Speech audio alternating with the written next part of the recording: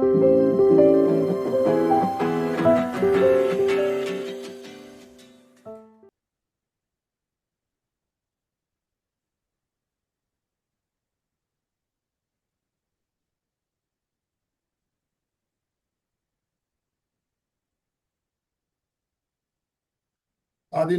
भगवान के चरणों में सत सत नमन करते हुए हम आज का सत्र शुरू कर रहे हैं। बंधुओं और बहनों, एक बहुत ही शानदार श्रृंखला हमारी अभी चल रही है।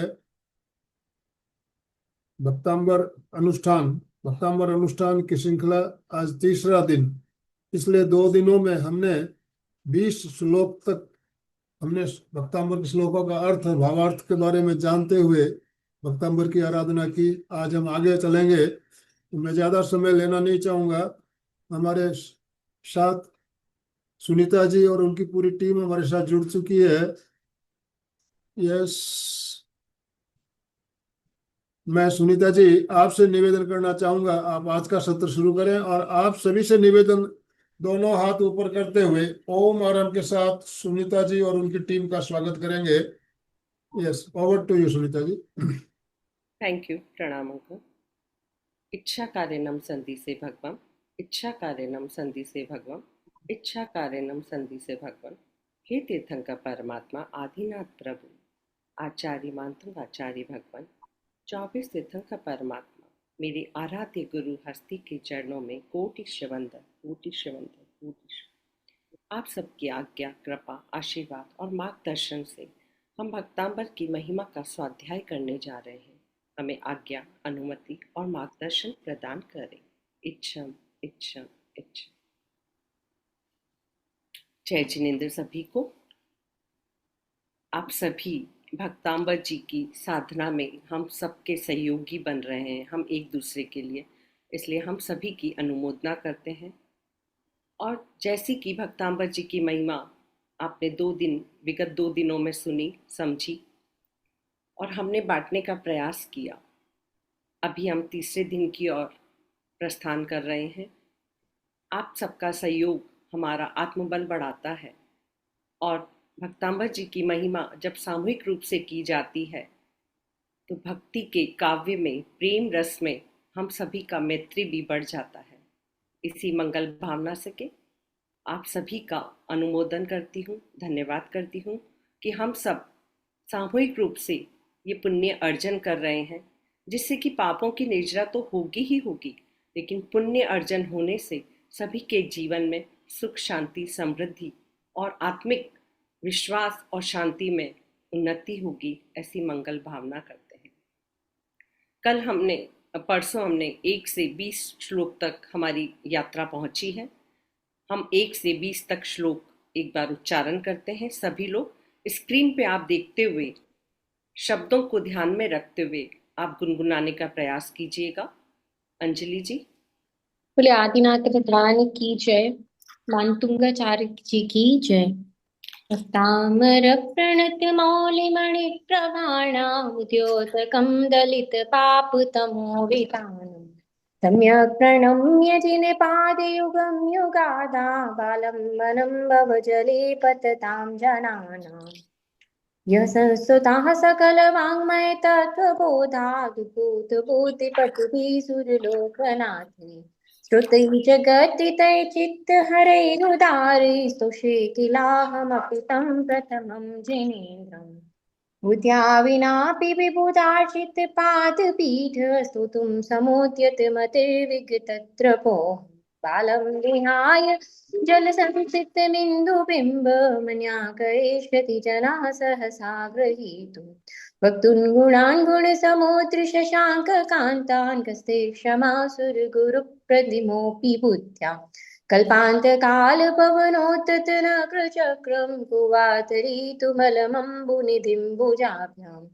सोऽहं तथापि तव भक्तिवशान् मुनीश कर्तुं स्तवं विगतशक्तिरपि प्रवृत्ता प्रीत्यात्मवीर्यमविचार्य मृगेन्द्रं नापेति किं निजशिशो परिपालनार्थम् अल्पश्रुतं श्रुतवतां परिहासदाम त्वद्भक्तिरेव मुकुरीकुरुते बलान्नम् यत्रो किलाकिल मदौ मधुरं विरोति तचाम्रचारुकलिकानिकरैकहेतु त्वसंस्तवेन भवसन्ततिसन्निबद्धं पापं क्षणाश्रयमुपैति शरीरभासाम् आक्रान्तलोकमलिनीलमशेषमाशु सूयांशु भिन्नमिव शार्वर्मन्धकारम् मत्वेति नाथ तव संस्तवनं मयेदमरभ्यते तनुदयापि तव प्रभावात् चितो हरिष्यति सतां नलिनीदलेषु मुक्ताफलद्युतिमुपैति ननूदबिन्दु आस्तां तवस्तवनमस्तसमस्तदोषं प्रसङ्कतापि जगतां दुरितानि हन्ति दूरे सहस्रकिरणाः कुरुते प्रवैव पद्माकरेषु जलजानि विकाशभाजि नात्यद्भुतं भुवनभूषण भूतनाथ भूतैर्गुणैर्भुवि भवन्तमभिष्टुवन्तः तुल्या भवन्ति भवतो ननु तेन किं वा भूत्याश्रितं य इहिनात्मसमं करोति दृष्ट्वा भवन्तमनिमेषविलोकनीयं नान्यत्र जनस्य चक्षुः पीत्वा पयः शशिकरद्युतिदुग्धसिन्धौ सारं जलं जलनिधेरसितुं क इच्छेत् देशान्तरागरुचिभिः परमाणुवेष्टं निर्मापितश्रीभुवनैकललामभूत् तावन्त एव खलु ते प्रणवः पृथिव्यां यते समानमपरं न हि रूपमस्ति वक्नं कते सुरनरोरगनेत्रहारी निशेषणे चित् जगत्तितयोपमानम्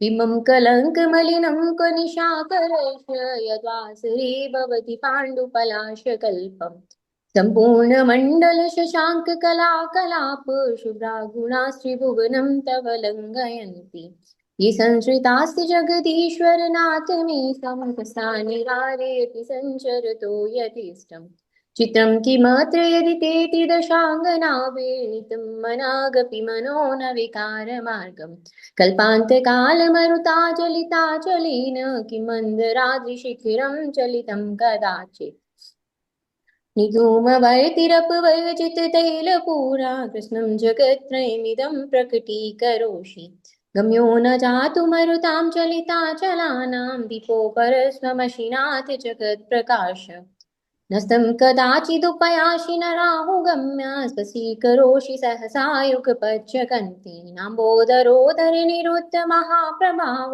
सूर्यातिशायि महिमासि मुनीन्द्रलोके नित्योदयं दलितमोहमहान्धकारं गम्यं न राहुवदनस्य न वारिदानां विभ्राजते तव मुखाब्ज मनल्पकान्ति विद्योतया जगत्पूर्वशशाङ्कबिम्बम् किं सर्वरीषु शशिनः निविवश्वता वा युष्मन्मुखेन्दुदलितेषु तमाशु नाथ निष्पन्नशालिवनशालिनि जीवलोके चान्यं तु यज्जलधरैर्जलभारनम्रे ज्ञानं यथा त्वयि विहारितं नैवं तथा हरिहरादिषु नायकेषु तेजस्फुरन्मणिषु याति यथा महत्त्वं नैवं तु काच सकले किरणाकुलेति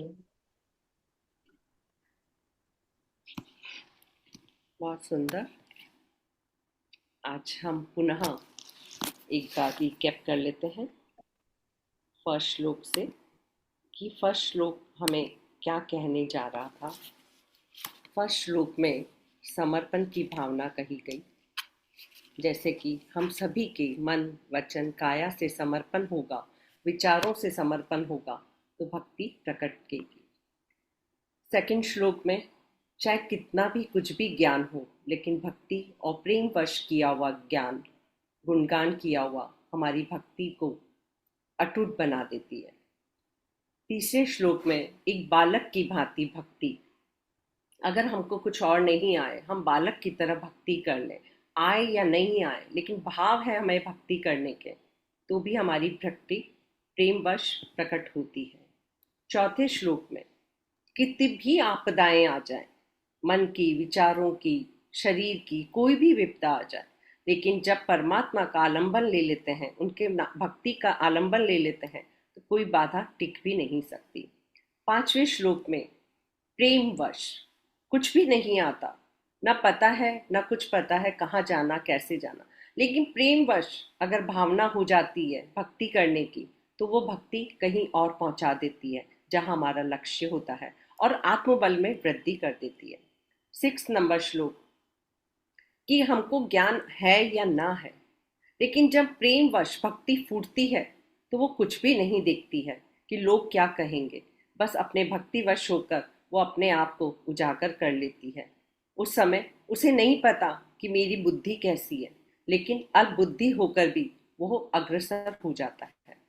7वें श्लोक में परमात्मा की भक्ति करते हुए कैसे हमारे जीवन से अंधकार दूर हो जाता है, कैसे परमात्मा का नाम लेते ही प्रकाश हमारे चारों ओर फैल जाता है, अर्थात पाप कैसे पुण्य में परिवर्तन हो जाते हैं, या कोई प्रॉब्लम आई भी है तो उसके लिए हमें रास्ते मिल जाते हैं।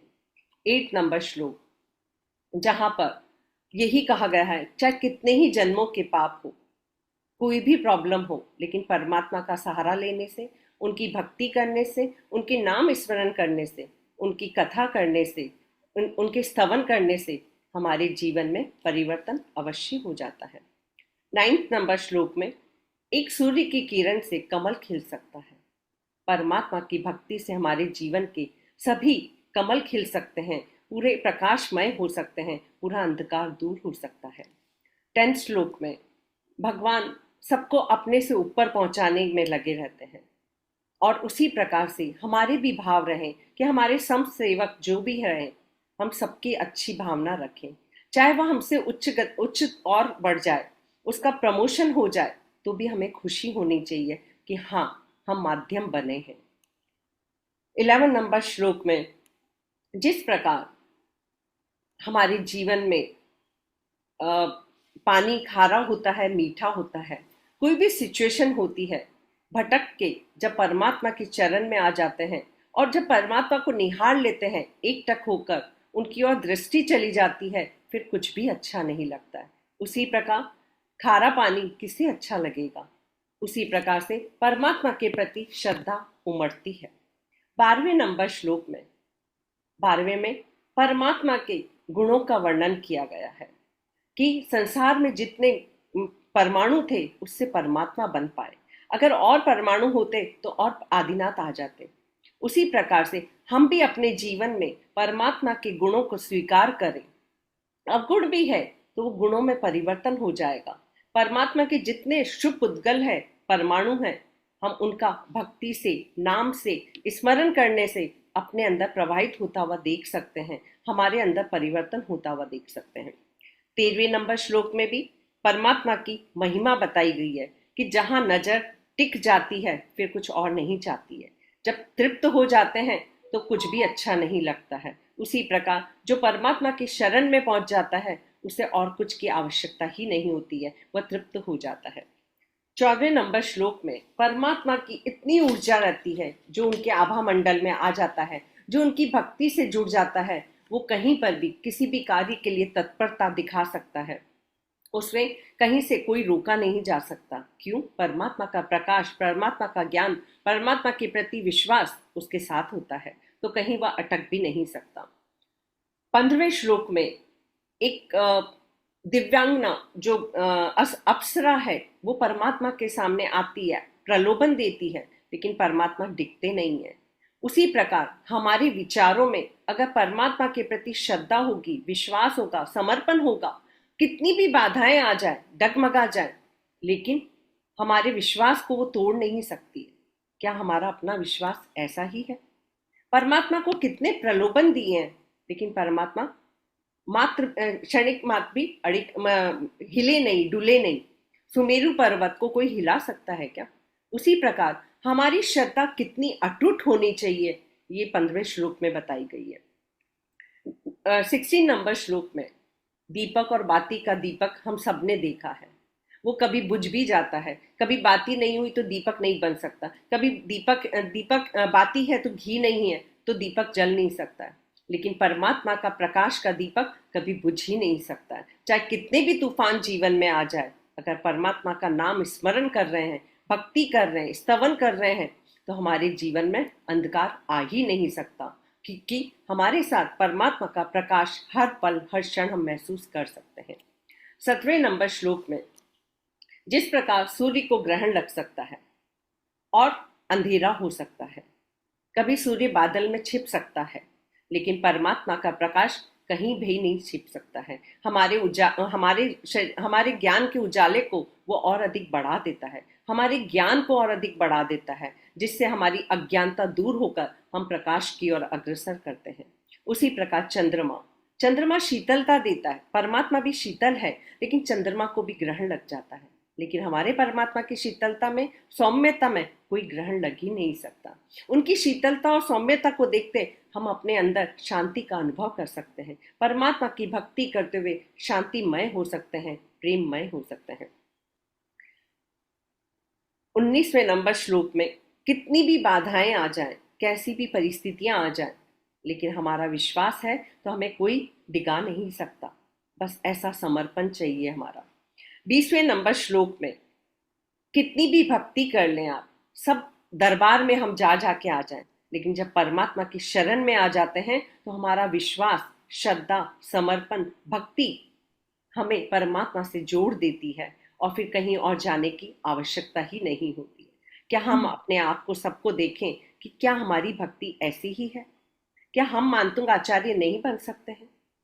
क्या हम एक बालक के रूप में भक्ति नहीं कर सकते हैं? कर सकते हैं। हमारा समर्पण बढ़ा लें, हमारा विश्वास बढ़ा लें, हमारा उत्साह बढ़ा लें, हमारी अज्ञानता दूर कर लें, तो हम भी आचार्य मानतुंग आचार्य भगवान के जैसी भक्ति करके अपने पापों को तो नाश कर ही सकते हैं। हमारे जीवन की जो 48 बेड़ियां हैं वो भी टूट सकती है। जैसे कि परमात्मा, क्या आपको पता है आचार्य मानतुंग जी ने क्या बेड़ियां तोड़ने के लिए भक्ति की थी? नहीं, उन्होंने सिर्फ भक्तिमय हो गए थे। उन्होंने समर्पण कर दिया था और अटूट समर्पण के साथ भक्ति की और कार्य अपने आप होता चला गया। हम भी कहीं पर भी कोई लक्ष्य न रखें, सिर्फ लक्ष्य रखें तो परमात्मा के चरणों में झुकने का लक्ष्य रखें कि जो भी है, जैसा भी है, आपको समर्पण है। मैं सिर्फ अपनी भक्ति कर सकता हूं, आपका नाम स्मरण कर सकता हूं और आपकी शक्ति से मैं अपने आत्मबल को बढ़ा सकता हूं। क्या हम इसी प्रकार से भक्ति कर सकते हैं? चलिए हम 21वें श्लोक पे चलते हैं, जिसमें हम आगे देखते हैं परमात्मा के लिए आचार्य मानतुंग आचार्य जी ने क्या रचना की है, क्या भाव प्रकट किए। 21 मन्येऽहं हरिहरादय एव द्रष्टा दृष्टेषु येषु हृदयं त्वयितोषमेति किमीक्षितेन भवता भुवेन नान्या कश्चिन्मनोहरति नाथ भवान्तरेति। हे लोकोत्तम, दूसरे देवों के देखने से आप में परम संतोष होता है, यह लाभ है। परंतु आपको एक बार देख लेने के उपरांत अन्य किसी देव की ओर चित्त नहीं जाता, मन नहीं लुभाता, यह हानि है। अथवा लौकिक देवों का देखना अच्छा नहीं है, क्योंकि वे राग द्वेष एवं विषय कसायों से ओतप्रोत हैं। उनके अवलोकन से चित्त संतुष्ट नहीं होता, मन को शांति नहीं मिलती। तब आपके दर्शन को मन स्वभावतः लालायित होता है, क्योंकि आप वीतराग, सर्वज्ञ तथा हितोपदेशी हैं। आपके दर्शन से चित्त इतना अधिक संतुष्ट होता है कि वह मृत्यु के उपरांत जन्म जन्मांतरों में भी दूसरे तथाकथित लौकिक देवों का दर्शन नहीं करना चाहता। अर्थात, हे स्वामी, मैंने आपके दर्शन करने से पहले जितना जहां जहां मंदिर के दरबारों में सरागी देवों को देख लिया, ये अच्छा ही किया। एक संतुष्टि दिखा रहे हैं यहाँ पर, क्योंकि उन्हें देखने के बाद आपकी वीतराग मुद्रा के प्रति जो हृदय श्रद्धा से पूर्ण संतुष्ट हो गया है, वैसा पहले नहीं हुआ था। किंतु आपको देखने के बाद मेरा मन जन्म जन्मांतर अन्यंत संतुष्ट नहीं हो सकता क्या? ये समस्त स्तुति अर्थात संसार में आपसे बढ़कर परम शांत और वीतरागी देव कोई हो ही नहीं सकता। आप ही सर्वोत्कृष्ट हैं, सबसे महान हैं, सबसे डिफरेंट हैं, अद्भुत हैं। आपके पूर्व जितने भी दर्शन किए, उन सब ने मेरा बेड़ा पार करने का अवसर दिया, लेकिन वीतराग तुम अद्भुत हो। तुम क्या कहते हो? मेरे शरण में आओ, वीतराग की कहते हैं। वीतरागता बढ़ जाती है। इसी प्रकार से जब परमात्मा की शरण में हम पहुंच जाते हैं तो जन्म जन्मांतर के पाप नष्ट होकर अगले जन्म का निर्णय कर लेता है। वीतरागता के सिद्धांत पर चलने का अवसर मिल जाता है। हे परमात्मा, मैं कितना धन्य हूँ कि सब भटक कर आपके दरबार आया हूँ। अब शरणागति ग्रहण करता हूँ। जो भी कुछ है आप ही हैं जो मुझे राग से वीतराग की ओर ले जाएंगे। 22 नंबर श्लोक। विश्राम शतानि शतशो जनयन्ति पौत्रान् नान्याश्रुतं तदुपमं जननी प्रसूता सर्वादिशो ददति भानि सहस्ररश्मिं प्राचैव दिग्जनयति स्फुरदन्तु जालम्। हे मरुदेवी नाभिनंदन, इस जगती तल में सैकड़ों माताएं हैं जो समय समय पर सैकड़ों पुत्रों को जन्म दिया करती हैं, किंतु इस लोक में आप जैसी अद्वितीय पुत्र को अवतरण अवतीर्ण करने वाली अन्य माता आज तक दृष्टिगोचर नहीं हुई है। यह सत्य है कि दीप्तिमान किरण समूह वाले सूर्य को जन्म देने वाली तो केवल एक पूर्व दिशा ही है। शेष दिशाएं तो टिमटिमाते नक्षत्रों को ही जन्म दिया करती हैं। फिर सूर्य से भी अधिक तेजस्वी आप जैसे अनुपम पुत्र को जन्म देने वाली माता भी एक ही हो सकती है, अनेक नहीं। इसमें कहा गया है, जिस प्रकार सभी दिशाएं अपने आप में परफेक्ट हैं, लेकिन असंख्यों में भी अपूर्व दिशा का महत्व अलग है क्योंकि वहां से सूर्य उदय होता है। उसी प्रकार से परमात्मा को जन्म देने वाली एक ही मरु मां हो सकती है। प्रतापी पुत्र को जन्म देने वाली मां मरु मां हो सकती है। किसी प्रकार से भी अद्भुत प्रकाश सूर्य का जो पूर्व दिशा से आता है वो सभी दिशाओं से नहीं हो पाता है। उसी प्रकार महान प्रतापी पुत्र को एक ही माता ने जन्म दिया है, अर्थात कोई दूसरा आपके समान नहीं है। अर्थात 3 मार्ग की बात कर रहे हैं यहाँ, ज्ञान मार्ग, भक्ति मार्ग और शक्ति को बढ़ाने वाली वीतरागता का प्रकट कर देंगे। माँ बहुत बन सकती है, लेकिन एक दिव्य माँ दिव्य संतान की प्राप्ति दिव्यता के साथ भक्ति करते हुए लाई सकती है। इसलिए पूर्व दिशा का जिस प्रकार महत्व है उसी प्रकार मरु माँ का महत्व है, एक दिव्य माता का महत्व है। 23वां नंबर श्लोक। स्वामामनन्ति मुनया परमं पुमांश मादित्यवर्णममलं तमसा पुरस्तात् त्वामेव शम्यगुपलव्य जयन्ति मृत्युं नान्या शिवा शिवपदस्य मुनीन्द्रपन्था। सांख्य मत वाले कमल पत्र की तरह निर्लेप शुद्ध ज्ञान रूप पुरुष को मानते हैं और अंत में प्रकृति जन्य विकारों को छोड़कर पुरुष की प्राप्ति को मोक्ष मानते हैं। आचार्य मानतुंग ने अपनी व्यापक दृष्टि से भगवान के लिए ही परम पुरुष बतलाया है और साथ में यह भी कहा है कि आपको अच्छी तरह प्राप्त कर जानकर ही मोक्ष प्राप्त किया जा सकता है। जो आपसे दूर रहते हैं उन्हें मोक्ष प्राप्त नहीं हो सकता। रत्नत्रय की साक्षात मूर्ति अरहंत भगवान मोक्ष मार्ग के प्रवर्तक के अधिस्वामी हैं। उनके उपदेश को पाकर ही आचार्य, उपाध्याय, साधु और श्रावक वर्ग मोक्ष मार्ग में प्रवृत्ति करते हैं। इसलिए भगवान ही मोक्ष मार्ग है। यहाँ पर बताया गया है, हे मुनियों के आराध्य सभी मुनि जब आपको तेजोमय परम पुरुष मानते हैं, आप राग द्वेष के मल से रहित हो और ज्ञान अज्ञान अंधकार से सर्वदा दूर हो। आपके द्वारा प्रदर्शित मार्ग को जान समझकर अनुगमन करके अंतःकरण की शुद्धि होने पर साधक आपके दर्शन करके मृत्यु को अर्थात साक्षात यमराज को भी पराजित कर सकता है। प्रभु, आपकी भक्ति अर्थात मुक्ति का मंगल मार्ग है। आप परम पुरुष हैं जो पार हो गए हैं। जीवन राग द्वेष से, दुख सुख से पार हो गया है। निंदा प्रशंसा से भी आप पार हो गए हैं। हर गुणों से आप पार हो गए हैं। अर्थात जिसने पुरुषार्थ किया है पार होने की दशा को प्रकट करते हैं।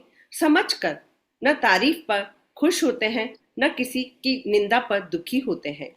वह संभाव में रहना पुरुषार्थ करते हैं।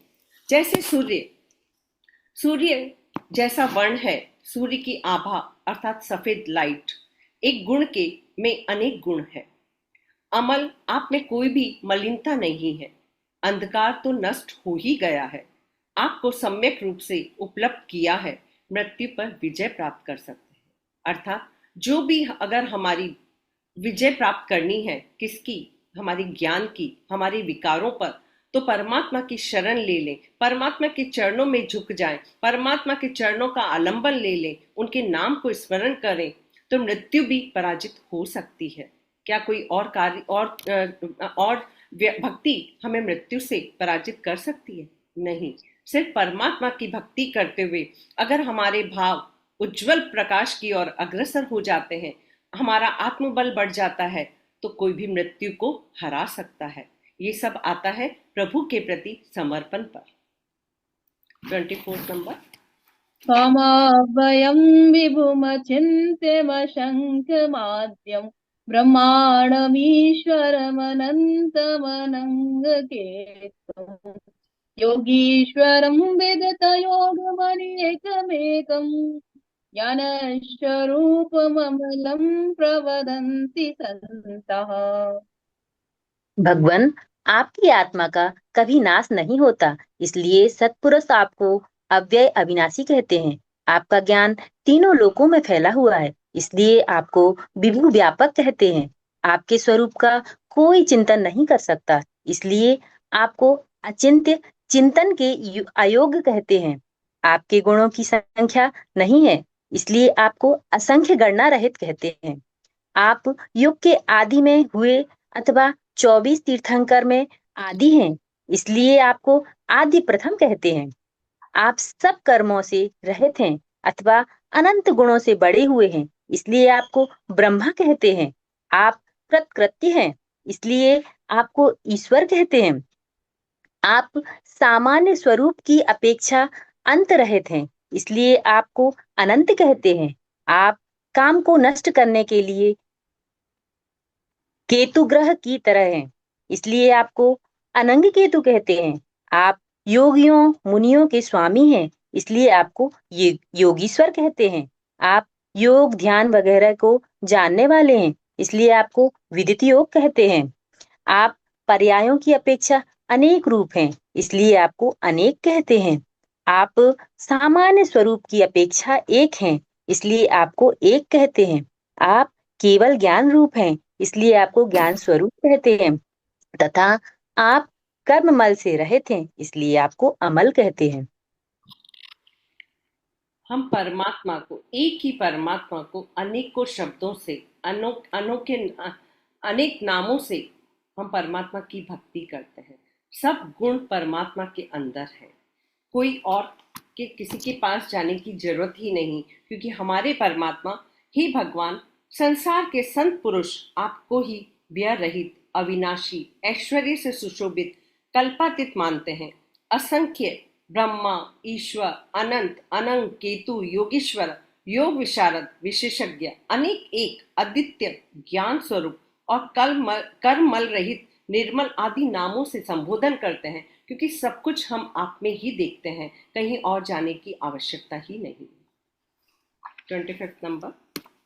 बुद्धस्त्वमेव विबुधार्जितबुद्धिबोधात् त्वं शङ्करोषि भुवनत्रय सङ्करत्वात् धातासि धीरशिवमार्गविधिर्विधानात् व्यक्तं त्वमेव भगवन् पुरुषोत्तमोऽसि। आचार्य कहते हैं कि हे भगवान, केवल ज्ञान सहित होने के कारण आप ही सच्चे बुद्ध हैं। तीनों लोकों में सुख या शांति के करने से आप ही सच्चे शंकर हैं। आपने ही रत्नत्रय रूप धर्म का उपदेश देकर मोक्ष मार्ग की सृष्टि की है, इसलिए आप ही सच्चे विधाता हैं। इसी तरह पुरुषोत्तम भी आप ही हैं, क्योंकि आप सब पुरुषों में उत्तम हैं, श्रेष्ठ हैं। सभी महिमा हमारे अपने परमात्मा में कहती है। कितनी बड़ी बात है, क्योंकि उनके अंदर सब कुछ दिख रहा है। कई बार होता है जो अजैन भाई बहन होते हैं हमारे, और उनका कोई ना कोई परमात्मा के प्रति एक रुझान हो जाता है अचानक से। आप में से भी कई लोग होंगे। तो वो रुझान क्यों हो जाता है? क्योंकि परमात्मा में ही वो शिव को देखने लगते हैं, ब्रह्मा को देखने लगते हैं, राम को देखने लगते हैं, साईं बाबा को देखने लगते हैं, आदि शक्ति को देखने लगते हैं। तो उनका रुझान परमात्मा की ओर अग्रसर हो जाता है, और ये सब परमात्मा की छवि को देखकर ही हो सकता है। फिर अन्यत्र कहीं जाने की आवश्यकता महसूस नहीं होती है। कितना सुंदर कहा है, परमात्मा के शरण में आने से सभी देवी देवता, सभी लोग हमें वहां पर मिल जाते हैं। बहुत बार आपने महसूस किया होगा, जब आप कहीं जाते हैं, ध्यान साधना कर रहे होते हैं, और अचानक से आपको अपने परमात्मा दिख जाते हैं, तो आपको लगता है ऐसा क्यों हुआ? आपके गुरु ने ही आप तक परमात्मा तक भेजने का मार्ग बताया है। कोई ना कोई मार्ग तो होता ही है, लेकिन हम गुरु कृपा मानकर ये स्वीकार कर लें कि हमें परमात्मा की शरण में आने का मौका मिला है, ये हमारी गुरु कृपा से हुआ है। तो परमात्मा में ही सभी हैं। पुरुषोत्तम है, हरिहर है, ब्रह्मा है, विष्णु है, शंकर है। तो एक परमात्मा ही हमारे लिए वीतरागी है और शरणागति लेने के अनुकूल है। 26 नंबर श्लोक। तुभ्यं नमस्त्र भुवनार्ति हराय नाथ, तुभ्यं नमश्चितितलामलभूषणाय, तुभ्यं नमः त्रिजगता परमेश्वराय, तुभ्यं नमो जिनभवोदधिशोषणाय। हे परम नमस्करणीय देवाधिदेव, आप तीनों लोकों की पीड़ाओं, व्यथाओं, वेदनाओं, यातनाओं को हरण करने में समर्थ हैं। अतएव आपके लिए बारंबार नमस्कार है। आप ऊर्ध्वलोक, मध्यलोक एवं अधोलोक के पवित्र पावन मंडन मनोज्ञ अलंकार रूप हो। अतएव आपके लिए बारंबार नमस्कार है। आप त्रिभुवन के जगदीश्वर हैं, परमेश्वर हैं, प्रभु हैं। अतः आपके लिए बारंबार नमस्कार है। आप संसार रूपी अथाह समुद्र को अपने प्रचंड तेज से सोख लेने में समर्थ हो। अतएव आपको बारंबार नमस्कार है। सभी में नमस्कार किया है, सभी उन्हीं में देख रहे हैं, कोई भिन्न नहीं है। एक ही परमात्मा में सब कुछ देखा है। देखा है आपने कि किस प्रकार अपने भीतर जो युद्ध चलता है राग द्वेष का, परिग्रह का, तो उसे त्याग करने से परमात्मा की जो एकांत में मौन साधना करने से जो प्राप्ति हो सकती है, वह परमात्मा की शरण में आकर हो सकती है। जो हमें परमात्मा के प्रति श्रद्धा की भाषा बताई गई है, प्रेममय, भक्तिमय शब्दों से गुनकर हम परमात्मा की सभी बातों के लिए नमस्कार करते हैं, उनका धन्यवाद और आभार प्रकट करते हैं, क्योंकि सब कुछ परमात्मा से प्राप्त किया जा सकता है। 27 विस्मयोऽत्र यदि नाम गुणैरशेषैः, तं संश्रितो निरवकाशतया मुनीश, दोषैरोपात विविधाश्रय जात गर्वैः, स्वप्नान्तरेऽपि न कदाचिदपीक्षितोऽसि। हे मुनिनाथ, मुझे ऐसा प्रतीत होता है कि भूमंडल के संपूर्ण गुणों ने सघनता से तथा भले प्रकार से जो आपका आश्रय ग्रहण किया है, उसका कारण यही है कि उन्हें अन्य आश्रय स्थल ही प्राप्त नहीं हुआ। इसलिए इसमें कोई आश्चर्य की बात नहीं है कि आप में गुण ही गुण विद्यमान हैं, दोष या अवगुण एक भी नहीं। इसके विपरीत दोषों को, अवगुणों को इस बात का घमंड है, अभिमान है कि न सही एक व्यक्ति का आश्रय, हमें तो विविध देवों के आश्रय स्थल अनायास ही प्राप्त है। अतएव उन दोषों ने आश्रय पाने के लिए आपकी ओर भूल कर भी व स्वप्नों में भी कभी देखने की इच्छा नहीं की। फलस्वरूप अन्य देवों में गुण दोष विद्यमान रहे, परंतु आप केवल गुणों के ही भंडार रहे। यहाँ पर परमात्मा के गुणों का व्याख्यान किया गया है कि आपकी प्रवृत्ति गुणों से भरपूर है। आश्चर्य नहीं है, क्योंकि परमात्मा है वो हमारे। आपके नाम से आपके नाम में, व्यक्तित्व में, अंदर सभी कुछ समाया हुआ है। एक जगह पर भी खाली नहीं है। पूर्ण रूप से गुणों से भरपूर हैं आप। कोई दोष है भी नहीं। करोड़ों लोगों के हृदय में आप विराजित होते हैं।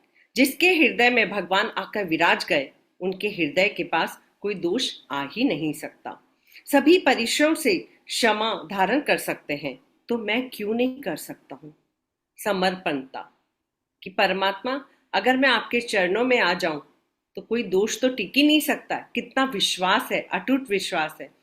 और बाकी जो भी प्रॉब्लम आएगी वो भी सॉल्व हो जाएगी आपकी शरण में आने से ही। 28 नंबर।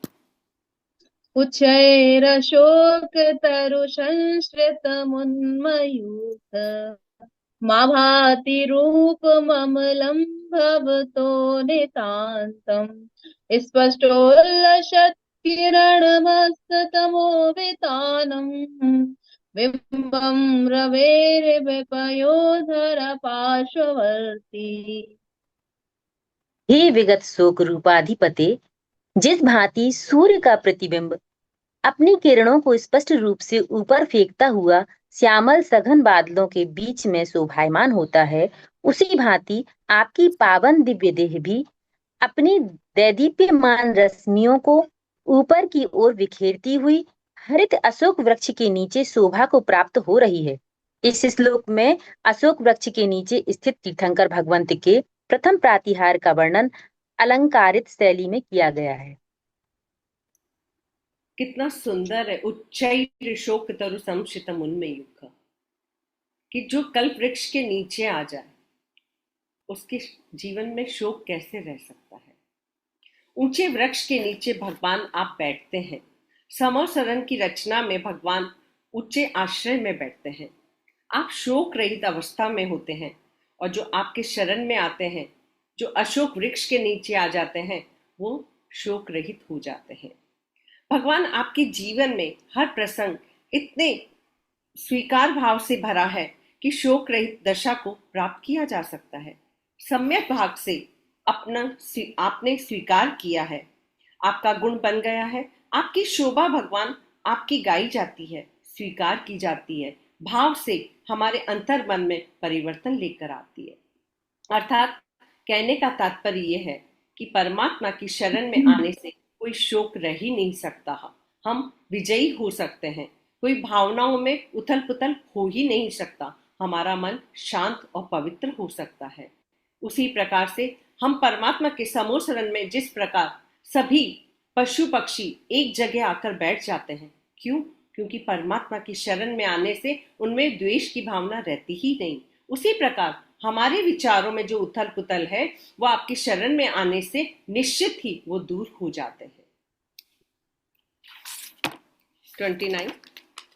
सिंहासने मणिमयूख शिखा विचित्रे विभ्राजते तव वपुः कनकावदातं बिम्बं वियद्विलसदंसुलतावितानम् तुंगोदयाद्रिशिव सहस्ररश्मिः। हे सिंहपीठ आसीन प्रभो, नभचुंबी उदयाचल पर्वत की चोटी पर उगता हुआ सूर्य अपनी हजार हजार किरण रूपी लताओं का मंडप चंदोबा बनाता हुआ जिस प्रकार अत्यंत शोभायमान होता है, उसी प्रकार आपकी कंचन काया भी उस रत्न जड़ित सिंहासन पर अत्यधिक शालीनता से दीप्तिवंत हो रही है।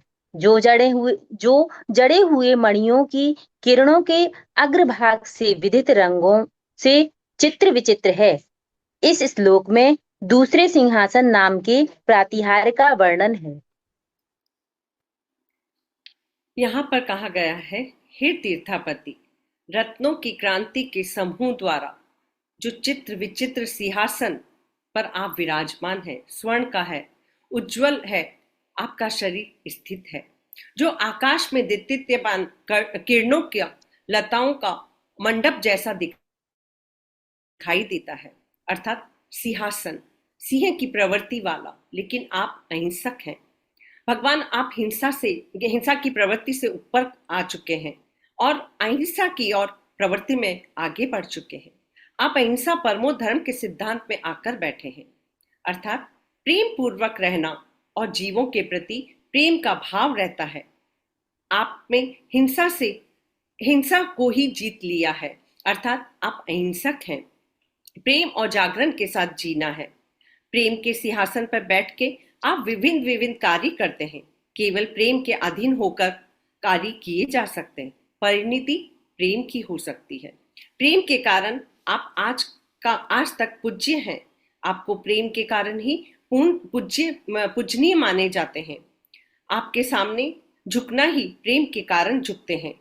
जैसे सूर्य का संदेश सूर्य की किरणें संदेश देती हैं, वैसे ही आपका संदेश प्रेम से ही पता लग जाता है, अर्थात परमात्मा की जो सौम्यता है, जो वात्सल्य है, प्रेम है, जो उनके चेहरे से, उनके आभा मंडल से लगता है कि अरे अहिंसा, जो हिंसा होती है वह अहिंसा में बदल जाती है। जो विकार होते हैं वो पूर्ण रूप से नष्ट हो जाते हैं और हम शांत स्वरूप में, पवित्र स्वरूप में आ जाते हैं।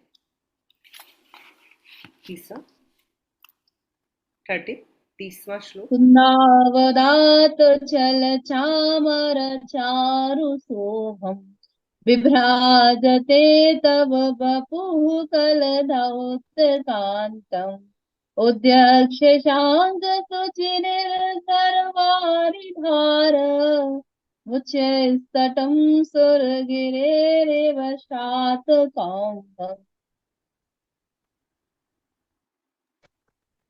हे शुभ्रकांत चामराधिपते, समवसरण में यक्षेंद्रों द्वारा जब एक साथ 64 चंवर आपके ऊपर आजू बाजू से ढोरे जाते हैं, तब उनकी श्वेत शुभ्र धवल उज्जवल कांति से आपके सौम्य सुंदर शरीर की शोभा और भी अधिक बढ़ जाती है। स्वर्णिम कांति वाली आपकी दिव्य देह उन कुंद पुष्प के समान धवल और चलायमान चवरों के बीच में वैसी ही सुंदर प्रतीत होती है जैसे कि टनकाचल पर्वत के उन्नत तट पर गिरता हुआ जल प्रपात। उस जलप्रपात की धवल धारा उदीयमान चंद्रमा की कांति के ही समान शुभ्र है। यहाँ पर चंवर ये भी एक प्रत्याहार है, विशेषता है परमात्मा के लिए। भगवान जीवन में बहुत मौके आते हैं जब दुख में, राग द्वेष में होते हैं, तब हमें भगवान इन चामरों का स्मरण करवाना, जो चामर आपके आसपास झूले हैं, जहां राग और द्वेष के दो मेरे अंतर में जो विकार है, उस समय तुरंत मेरी विचारधारा आपके चरणों में झुक जाए और मैं उल्लास और परिवर्तित हो जाऊं। अर्थात जब हमारा राग द्वेष बढ़ जाता है तब हम चामर को याद करते हैं तो हमारा जो विकार है वो दूर हो जाता है और हृदय में उल्लास की प्रवृत्ति बढ़ जाती है। जब कभी किसी के प्रति क्षमा का भाव आ जाए और वहां क्षमा के लिए झुककर साहस से उल्लास के साथ आगे बढ़े, ये चामर प्रतीक है उल्लास का। परमात्मा की शरण में झुक जाने से हमारे जीवन में उल्लास आना स्वाभाविक ही है।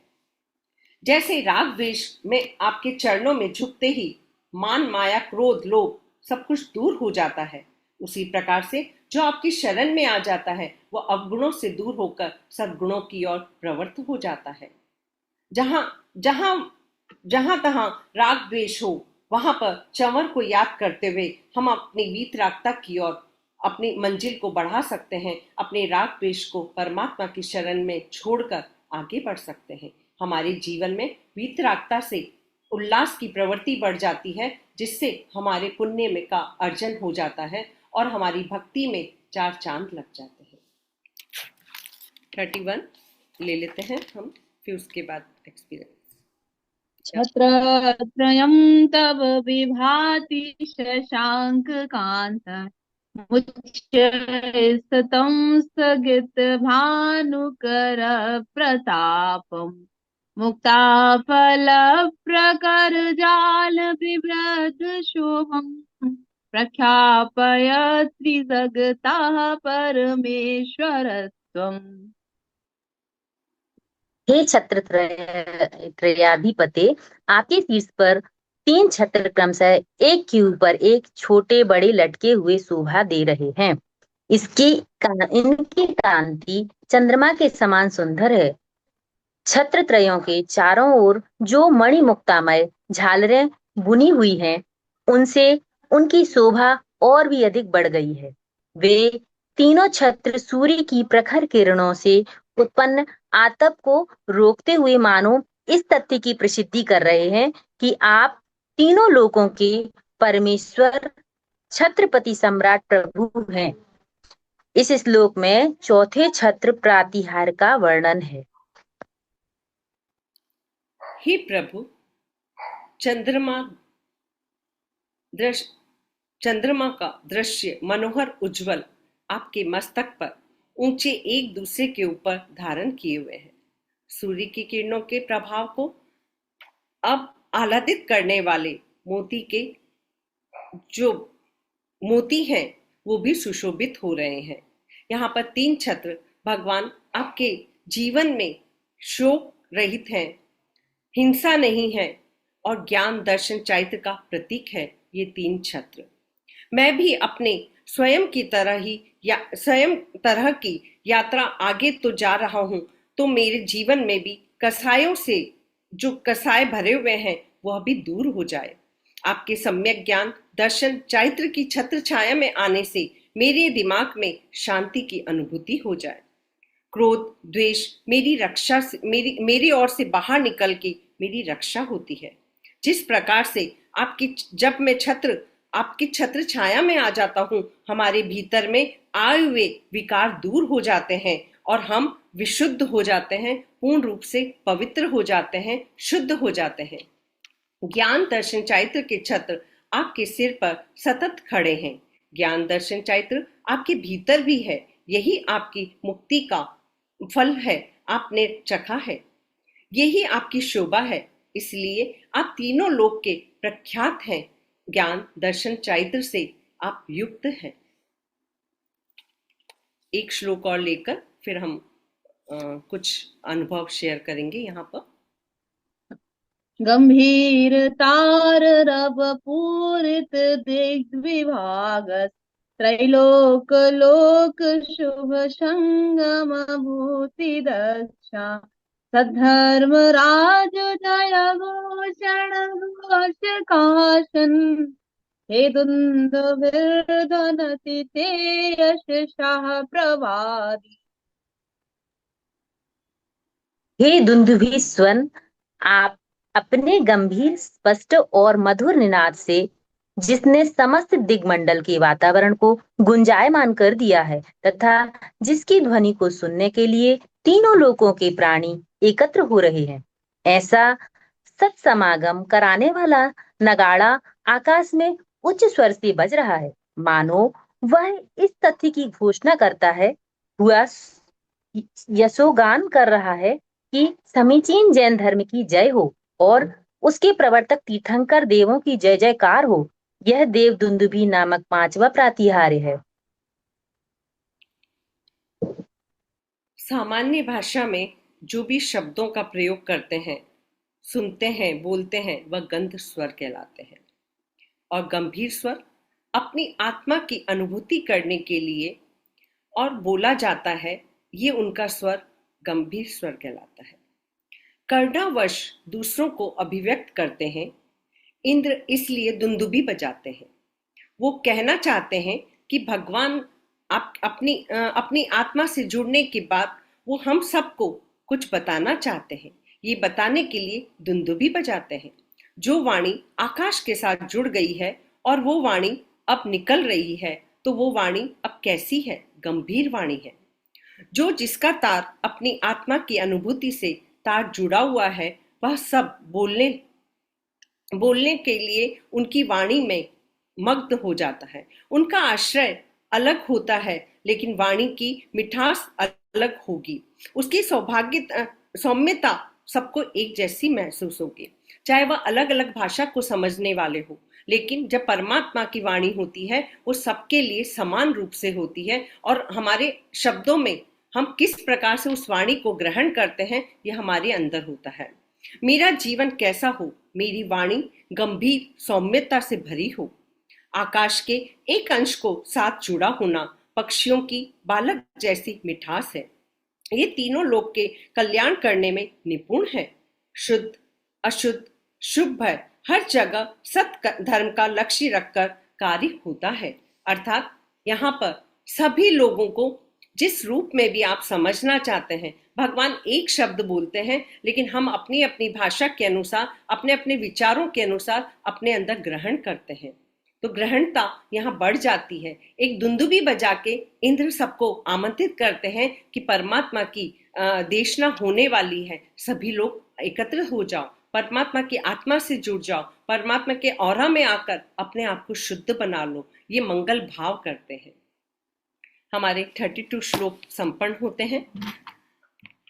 अभी तक का जो भी कुछ आपको इसमें जिज्ञासा हो, हमने अपने प्रयास से इसको 32 श्लोक तक करने की यात्रा की है।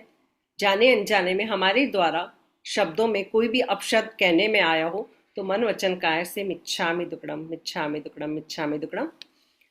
भक्तांबर की महिमा करने से हमने सब कुछ देखा है। कईयों ने अपना अनुभव भी किया होगा बहुत बार, कई बार आपने चमत्कार का नाम भी दिया होगा। तो हम जानते हैं कुछ बच्चियां हैं जो अपना अनुभव यहाँ शेयर करना चाहती हैं। तो 2-5 मिनट आनंद अंकल है अभी पॉसिबल? किसको अनम्यूट करना है? अमृता जी हैं? अमृता बरडिया? अमृता जैन नहीं, वो नहीं। अमृता जी अपना हैंड रेस कर लीजिए। उत्कर्षा जी, उत्कर्षा, उत्कर्षा जी आप हैं? हाँ, उत्कर्षा जी हैं। हैंड रेस कर लीजिए आप। ओके, मैं अनम्यूट कर देती हूँ। जी उत्कर्षा जी अनम्यूट कर लीजिए अपने आप को। उत्कर्षा जी बोलिए। या जय जिनेन्द्र सभी को नमस्कार। जी उत्कर्षा जी। हाँ, नमस्ते सभी को। मेरा नाम उत्कर्षा है, मैं डॉक्टर हूँ और ये मेरी बेटी अभी 2.5 साल की हो गई है। जब मैं प्रेग्नेंट थी मैंने जॉइन किया था, ये मेरी फ्रेंड रेणुका उसने बोला था, और मैं एक मराठी हूँ। तो मुझे बोला, तभी मुझे ऐसे कुछ नहीं था कि जैन है, मैं मराठी हूँ, मैं कैसे करना चाहिए कैसे नहीं, ऐसे मुझे कुछ नहीं लगा। बट जब मैंने ज्वाइन किया, 1 दिन किया 2 दिन किया, और मुझे वो इतना अच्छा लगा कि मैंने पूरे 9 मंथ, और 9 मंथ के बाद भी मैंने उसको कंटिन्यू किया। सुनीता दीदी बहुत अच्छे से सब कुछ समझाती है, मेडिटेशन लेती है, अपनी हर एक प्रॉब्लम बोलती है। कभी कभी हमको तो ऐसे लगता है कि हमारे मन में अगर कुछ क्वेश्चंस रहते हैं ना, तो उनके आंसर अपने आप मिल जाते हैं, क्योंकि हर रोज हमारे लिए कोई ना कोई कुछ ना कुछ क्वेश्चंस कोई ना कोई करता रहता है, उसमें से हमारे क्वेश्चन के आंसर भी मिल जाते हैं। और ये जो चीजें हैं हमको जो प्रेगनेंसी में करनी रहती है, हम ऐसे डिसाइड करते हैं तब होता नहीं है, बट जब हम किसी के साथ स्टार्ट करते हैं ना तो सब कुछ है। वो जब चीजें मैंने की थी 9 मंथ्स, वो आज मुझे सब दिखती है मेरी बच्ची में। उसका बोलना, उसका रहन सहन, सब चीजें एकदम अलग दिखती है। और मैं वही सभी को बोलूंगी कि जैनिज्म, मराठी ऐसे कुछ नहीं रहता है। हम सब अगर एक साथ भगवान की आराधना करें ना, तो हर भगवान, सब भगवान एक ही है। इसलिए हमने सबने एक साथ मिलकर करना चाहिए जो कुछ भी अच्छा रहता है वो। और दीदी ने तो बहुत अच्छा काम किया है कि ये जो चीजें है, हम अगर बाहर जाएंगे तो हम बहुत सारे पैसे देते हैं, और हम अगर दीदी के सानिध्य में जाते हैं ना, तो हमको हर रोज सेशन मिलता है। और जब सेशन करते हैं तो इतना मतलब अच्छा लगता है कि ऐसे मन में एक सेटिस्फेक्शन रहता है कि नहीं, हमने आज कुछ अच्छा किया। और जब हम भगवान के शरण में जाते हैं ना, तो जब हमको 9 मंथ के बाद अपना फल मिलता है, अपना बेटा बेटी जो कुछ भी वो मिलता है, वो टाइम पे हमको जैसे हम भगवान को मिलते हैं ना, वैसा एक आनंद मिलता है। मतलब मैं खुद, जब मैंने बच्ची की आवाज सुनी थी पहली बार, तो मैं बहुत रोई थी। तभी मुझे बोला था कि हम हमारे 9 मंथ्स का ये फल लेकर के। ये जो मेरी बढ़िया। बेटी है, ये बहुत एक्टिव है, बहुत ज्यादा एक्टिव है। और ये खुद भगवान का बहुत करती है। इसको मैं 1-2 बार कुछ चीजें सिखाऊं तो वो अपने आप बोलती भी है। उसका रेन सेन, उसका बिहेवियर, सब कुछ बहुत अलग है। ओम अरहम। डॉक्टर कल्पेश गांधी, हाँ, अनम्यूट जय कीजिए अपना। जिनेन्द्र। जय जिनेन्द्र। जय जय जी। जिनेन्द्र। एक्चुअली मुझे ये लिंक हमारे ग्रुप में मिली थी, तो मैं पिछले 2 दिन से भक्तांबर सुन रहा हूँ। मुझे आप लोगों से ज्वाइन होना है, तो उसके लिए मुझे क्या करना पड़ेगा? थोड़ा मुझे मार्गदर्शन कीजिएगा। आप जिस लिंक पे हैं वो आपको कंटिन्यू इस और हम्म। आगे बढ़ाएगा, है ना। यहाँ पर एमपी हम्म। के फिटनेस में बहुत सारी क्लासेस होती रहती हैं, तो आप सभी ज्ञान को हम्म। अर्जन कर सकते हैं। और अपनी जो आपका जो ज्ञान के प्रति रुझान दिख रहा है वो आपको यहाँ प्राप्त हो सकता है। तो आनंद अंकल के हम्म। इस ग्रुप में आप ज्वाइन हैं ऑलरेडी, तो आप इस लिंक से नहीं नहीं, मैं हमेशा। अंकल के ग्रुप में ज्वाइन नहीं हूँ। मुझे ये जो लिंक है, ओके। हमारा एक स्वर विज्ञान का एक ग्रुप था, उसमें ये लिंक आई थी। ओके। आनंद अंकल अभी लिंक डाल देंगे, तो या आपका नंबर डाल दीजिए चैट बॉक्स में, आनंद अंकल उसमें ऐड कर देंगे आप। चलेगा। ठीक है। थैंक यू सो चलेगा मच। चलेगा, thank thank you you. So much. Manisha ji Hirawat, unmute कर लीजिए अपने आप को। जय जिनेन्द्र सभी को। मेरा तो मतलब ऐसा था कि 14 इयर्स मेरे को कंसीव नहीं हो पा रहा था। मैंने सब मतलब ट्राई किया, IUI IVF सारा ट्रीटमेंट करने के बाद में, और इधर फैमिली का भी प्रॉब्लम चल रहा था, यहाँ भी मतलब बहुत मन में लो हो फील हो रही थी। बीच में मेरे सासू माँ को कैंसर हो गया, वो भी एक्सपायर हो गई थी। तो एकदम अकेली। एक दिन ऐसे ही किसी ने बताया इस सेशन के बारे में, मैंने इसमें ज्वाइन किया। तो मैंने तो उस दिन मतलब कुछ बोला भी नहीं दीदी को कि मेरे को क्या प्रॉब्लम है, कुछ नहीं। लेकिन दीदी ने खुद ही मतलब ऐसे मेरा फेस देख के उनको पता चल गया था कि कुछ ना कुछ दिक्कत है। फिर नेक्स्ट डे मैंने सेशन जब ज्वाइन किया तो मैं शायद 5-10 मिनट पहले ही लॉगिन हो गई थी, और दीदी ने उस टाइम सिस्टम सेट ही करना था।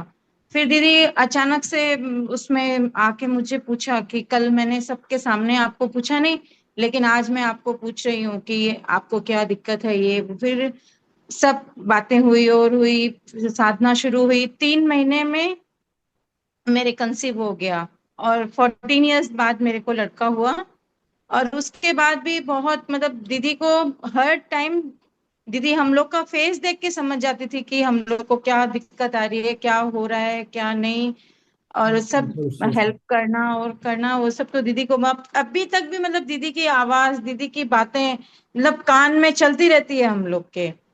और जो गर्भ संस्कार का इफेक्ट हम अपने बच्चों में देख रहे हैं, वो तो देख रहे हैं। आज हम लोग मतलब लाखों रुपया लगा के लोग गर्भ संस्कार कर रहे हैं, करवा रहे हैं। हम लोग के पास भी जब हम लोग प्रेगनेंसी में थे तब सब बोलते थे ऐसे गर्भ संस्कार होते हैं, वो होते हैं। लेकिन ये दीदी बहुत अच्छा है कि मतलब एकदम फ्री में इतना अच्छा मेडिटेशन, इतना अच्छा मार्गदर्शन कोई नहीं दे सकता है। बहुत अच्छा मतलब हम लोग तो एक जिंदगी भर हम लोग और हम लोग के बच्चे कभी भी मतलब इनका ऋण चुका नहीं सकेंगे। बहुत ही अच्छा चलता है सेशन। ओम हरम।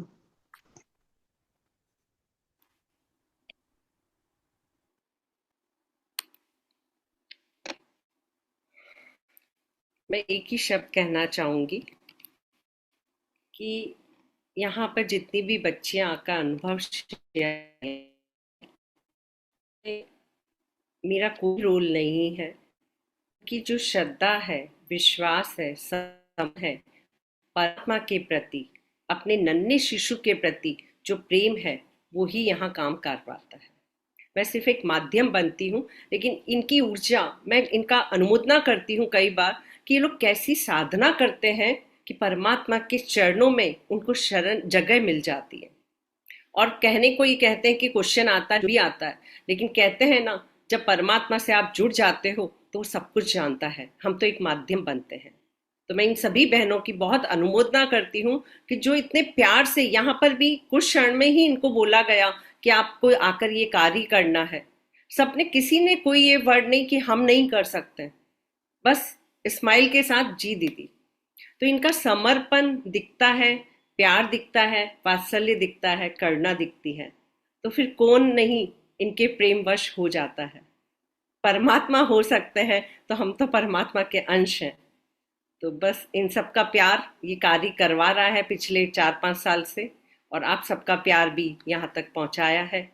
परमात्मा की असीम कृपा है, गुरु भगवंतों की असीम कृपा है, आप सबका आशीर्वाद है, जिससे हमारा विकास हो रहा है। धन्यवाद। दीदी बस 1 मिनट, सबको बताना चाहती हूँ कि जो कंसीव के लिए भी प्लान कर रहे हैं वो भी ये ग्रुप को ज्वाइन कर सकते हैं। जो जिनके प्रोसेस में प्रॉब्लम आ रही है वो भी ज्वाइन कर सकते हैं। तो ये सिर्फ प्रेग्नेंट वालों के लिए नहीं है, जो प्लान कर रहे हैं उनके लिए भी है। It's open for all. एक सेकंड, मैं मतलब माफी चाहूंगी दीदी, ये अंजलि तुम क्या बोल रहे हो? जो प्लान करने वालों हैं उनके लिए तो स्पेशल है, जो कंसीव कर चुके हैं उनके तो आधी मतलब बैरियर टूट चुके हैं, उनको तो खाली अपने बच्चों को ही ये करना है। लेकिन जो नहीं कर पा रहे हैं उसके लिए तो बहुत स्पेशल है। जैसे मैं 14 ईयर्स, मतलब मेरा एक बात बोलना रह गया था कि दीदी जो दिख रही है ना इसमें, वो दीदी एक्चुअल में नहीं है। दीदी में कुछ है जो दीदी मानती नहीं है, लेकिन हम लोग मानते हैं कि दीदी में कुछ है। मतलब गुरु माँ बोलो, आप कुछ भी बोलो, लेकिन दीदी के अंदर कुछ है जो दीदी दर्शाती नहीं है, लेकिन दीदी को सब कुछ पता चलता है, ये हम लोग को पता है।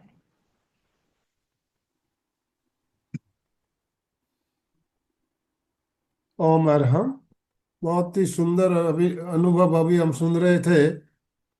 आप लोगों में से काफी भाई बहन के मैसेज आ रहे हैं ग्रुप ज्वाइन के लिए। सारे के सारे नंबर तो मैं नहीं देख पा रहा हूँ। आप लोगों के पास पेन और पेपर होगा तो मेरा नंबर मैं बोल देता हूँ, आप नोट कर लीजिए। जिनको जरूरत हो आप नोट कर लीजिए।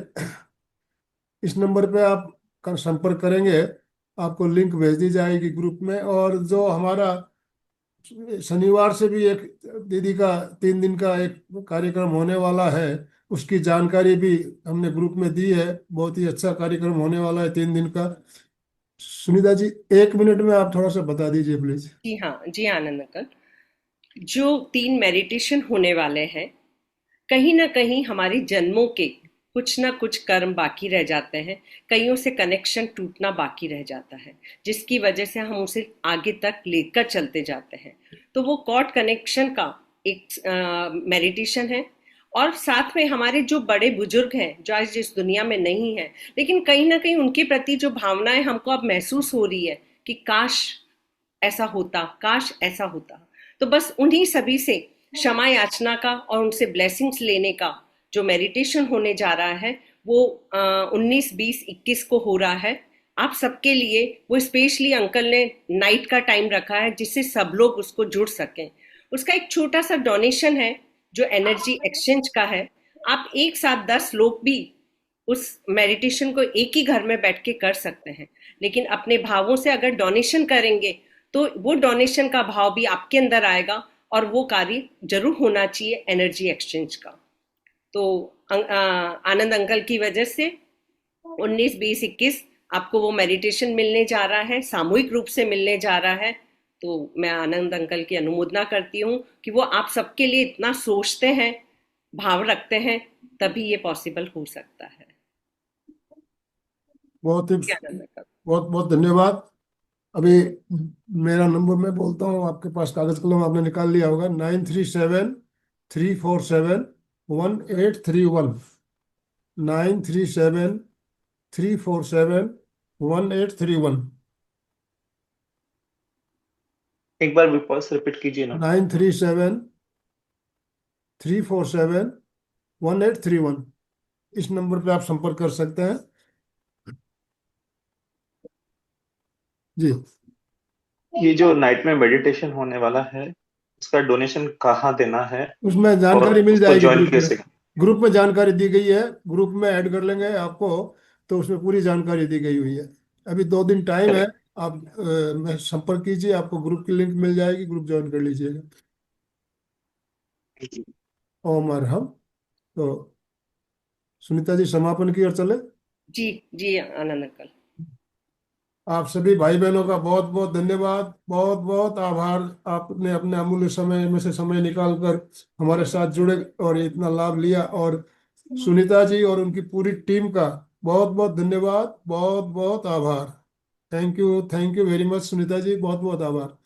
परम परमात्मा गुरु भगवंतों की असीम असीम कृपा से हम सभी के जीवन में सुख, शांति, समृद्धि, सार्थकता, सरलता, श्रद्धा, सबूरी, सहजता, सौभाग्यता, स्वस्थता व मातृत्व सुख प्रदान करने के लिए आपका कोटि कोटि कोटि कोटि धन्यवाद धन्यवाद धन्यवाद।